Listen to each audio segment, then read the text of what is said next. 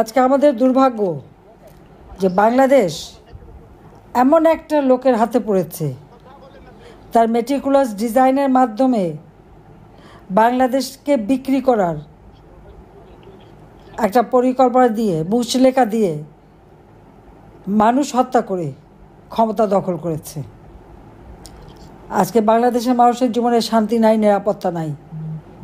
সবথেকে নির্যাতিত সংখ্যালঘু সম্প্রদায়, আওয়ামী লীগের নেতাকর্মী, পুলিশ আর আমাদের নারী সমাজ, তাদের উপর চরমভাবে নির্যাতন চলছে। ছোট্ট শিশুরাও রেহাই পায় না। 13 বছরের একটা ছেলে বা 14 বছরের ছেলে, তাদেরকেও পর্যন্ত অ্যারেস্ট করে। 3 বছরের বাচ্চা সব মাকে অ্যারেস্ট করে, ছেলেকে পায় না, মাকে গ্রেপ্তার করে নিয়ে যায়। কারাগারের মধ্যে আমাদের নেতাকর্মীদের উপর অকথ্য অত্যাচার চালাচ্ছে। এমনকি একটা যেটা বলে জেল কোড, সেটাও মানে না। রোগী ধুকে ধুকে মারা যায়, চিকিৎসাও দেয় না। এ পর্যন্ত জেল হত্যা প্রায় 15 জনের মতো মারা গেছে। তাদের নিয়ে টর্চার করে, জেলে রেখে দিয়ে যখন মুমূর্ষু অবস্থায় হাসপাতালে নিয়ে ফেলে দেয়। এমনকি আমাদের নূর মজিদ হুমায়ুন, নরসিংদীর, তিনি একজন মুক্তিযোদ্ধা, তিনি মন্ত্রী, সংসদ সদস্য। তার চিকিৎসার জন্য, তার ডেঙ্গি হলো, চিকিৎসার জন্য বঙ্গবন্ধু মেডিকেল বিশ্ববিদ্যালয়ে নিয়ে গেল। বঙ্গবন্ধু বিশ্ববিদ্যালয়ে জামাতি এক লোক বসে আছে, দখল করেছে পদ, তার চিকিৎসা দেয়নি, এমার্জেন্সিতে ফেলে রেখে দিয়েছে। তারপরে তাকে আবার কারাগারে পাঠালো। সে আরও অসুস্থ হয়ে গেলে ঢাকা মেডিকেল কলেজে বেড, যেখানে মাটিতে ফেলে রেখেছে, তারপর একটা বেড দিয়েছে, সেখানটা চাদর পর্যন্ত নাই। হাতে হাত করা বাঁধা, একটা মুমূর্ষ রোগী, তার হাতে হাত করা পড়া। ইউনুসকে জিজ্ঞেস করতে হবে যে এটা কোন ধরনের আচরণ। এই মুক্তিযোদ্ধারা যদি দেশ স্বাধীন না করতো, এই মুক্তিযোদ্ধারা যদি নিজেদের জীবনের ঝুঁকি নিয়ে মুক্তিযুদ্ধে অংশগ্রহণ করে দেশ স্বাধীন না করতো, ইউনুসকে এই মসনদে বসতে পারতো? অবৈধভাবে বসেছে, কিন্তু বসেছে তো কাদের অবদান?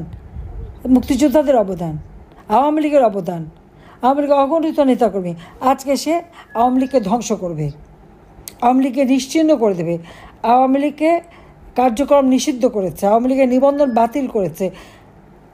ডক্টর মোহাম্মদ ইউনূস এবং তার ওই জামাত বিএনপি, এরা আওয়ামী লীগ নিবন্ধন বাতিল করার কে? আওয়ামী লীগ তো জনগণের নির্বাচিত প্রতিনিধি। যারা নির্বাচনের প্রতিনিধি, অর্থাৎ জনতার ম্যান্ডেট আছে আমাদের, ইউনূসের তো সেই ম্যান্ডেট নাই। সে তো ডাকাতি করে ক্ষমতা দখল করেছে। তারপর একের পর এক প্রত্যেকটা ইউনিয়ন পর্যায় পর্যন্ত, আমি এই কদিন কথা বলছি, প্রত্যেক উপজেলায় ইউনিয়ন পর্যায় পর্যন্ত আমাদের নেতাকর্মীদের বাড়িতে ঘর বাড়ি জ্বালিয়ে পুড়িয়ে লুটপাট করে নিয়ে যাচ্ছে। দেশের মানুষের ভাগ্য নিয়ে ছিনিমিনি খেলছে। আমি সরকারে থাকতে বাংলাদেশের মানুষের আর্থসামাজিক উন্নতি হয়েছে। বাংলাদেশ সারা বিশ্বের কাছে উন্নয়নের রোল মডেল। বাংলাদেশ একটা উন্নয়নশীল দেশ হিসেবে গ্র্যাজুয়েশন হয়েছে এবং বাংলাদেশ একটা মর্যাদা নিয়ে চলেছে। আপনারা প্রবাসীরা যারা আছেন নিশ্চয়ই সেটা উপলব্ধি করতে পারেন যে তখন বাংলাদেশ বলে মানুষ সম্মানের সাথে দেখত। এই সম্মানটা তো আওয়ামী লীগ ক্ষমতায় এসে বাংলাদেশের জনগণের জন্য এনে দিয়েছিল। আজকে ইউনূস এসে সমস্ত জঙ্গিদের কারাগার থেকে ছেড়ে দিয়েছে, আর আওয়ামী লীগ নেতা কর্মীদের দিয়ে জেলখানা ভরে ফেলেছে। বাংলাদেশ এখন কিসের দেশ? জঙ্গিদের দেশ, সন্ত্রাসীদের দেশ।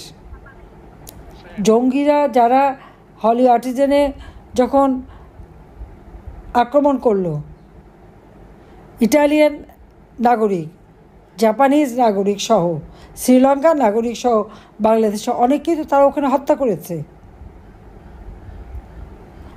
আমরা তো 12 ঘন্টার মধ্যে যারা জীবিত ছিল তাদের উদ্ধার করি, জঙ্গি দমন করি, তাদের বিরুদ্ধে মামলা হয়, তাদের শাস্তি দিই কারাগারে। ইউনূস ক্ষমতায় এসে সবাইকে ছেড়ে দিয়েছে। ইটালি সরকারও এটা জানা উচিত যে কীভাবে এদেরকে ছেড়ে দেয়।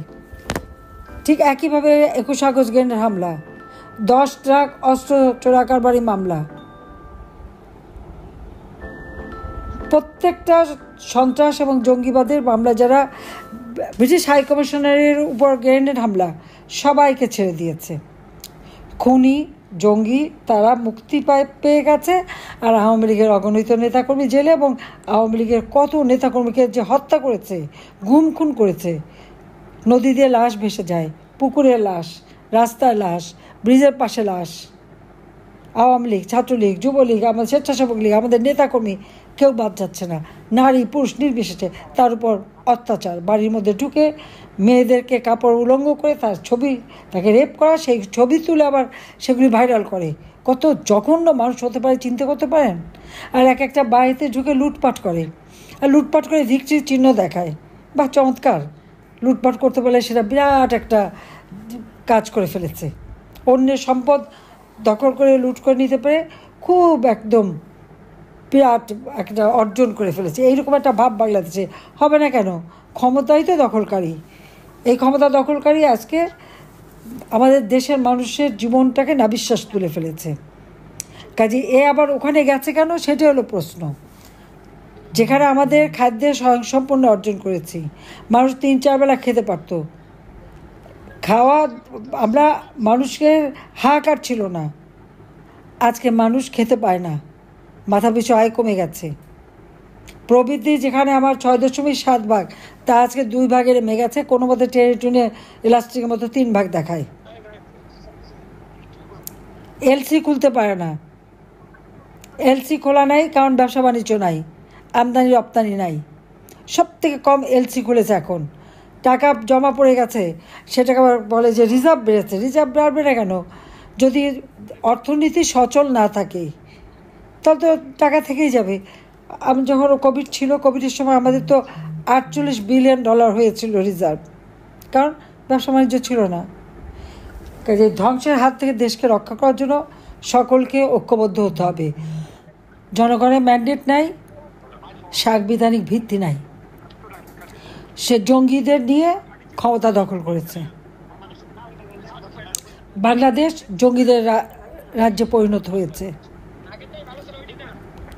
জঙ্গি নেতা, মানবাধিকার লঙ্ঘনকারী, ফ্যাসিস্ট ইউনূসের হাত থেকে দেশ ও জাতিকে রক্ষা করতে হবে। তাই যা কিছু হতে তাই নিয়ে আপনাদের জনমত সৃষ্টি করা, দেশে বিদেশে সব জায়গায় কাজ করতে হবে। আর আওয়ামী লীগের নিবন্ধন বাতিল করার তার কোনো অধিকার নাই। আওয়ামী লীগে ইলেকশন করতে দেবে না, কারণ জানে আওয়ামী লীগ জনপ্রিয়। আওয়ামী লীগ ইলেকশন করলে জনগণ আওয়ামী লীগকে ভোট দেবে, তাই আওয়ামী লীগকে তারা কাজ করতে দেবে না। এটাই তাদের প্রচেষ্টা। কাজে এই প্রচেষ্টা যেন সফল হতে না পারে, আবার যেন আমরা গণতন্ত্র প্রতিষ্ঠা করতে পারি, মানবাধিকার সুরক্ষিত করতে পারি, দেশের মানুষের জীবনের শান্তি নিরাপত্তা নিয়ে আসতে পারি, সেটাই আমরা চাই। এবং একমাত্র আওয়ামী লীগ পারবে, আওয়ামী লীগ ছাড়া আর কেউ পারবে না। আওয়ামী লীগের সময় প্রত্যেক ঘরে ঘরে মানুষ নিরাপদে ঘুমিয়েছে। নারী পুরুষ নির্বিশেষে দিন হোক রাত হোক নিরাপদে চলতে পেরেছে। এখন তা পারে না কেউ। এখন তাদের জীবনে কোনো নিরাপত্তা নাই। যে কোনো সময় যে কেউ তাদের লুট করতে পারে, যে কোনো সময় যে কেউ তাদেরকে হত্যা করতে পারে। পিটিয়ে পিটিয়ে হত্যা, শিবির ওই রক কাটা, পা কাটা, হাত কাটা, আর বিএনপি হত্যা, খুন, লুটপাট, এতেই ব্যস্ত।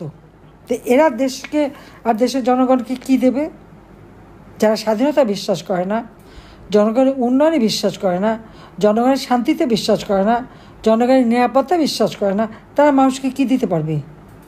বাংলাদেশের মানুষের ভাগ্য পরিবর্তন, বাংলাদেশকে উন্নত করা একমাত্র আওয়ামী লীগ ছাড়া আর কেউ পারবে না। কারণ আওয়ামী লীগ মুক্তিযুদ্ধের চেতনায় বিশ্বাস করে।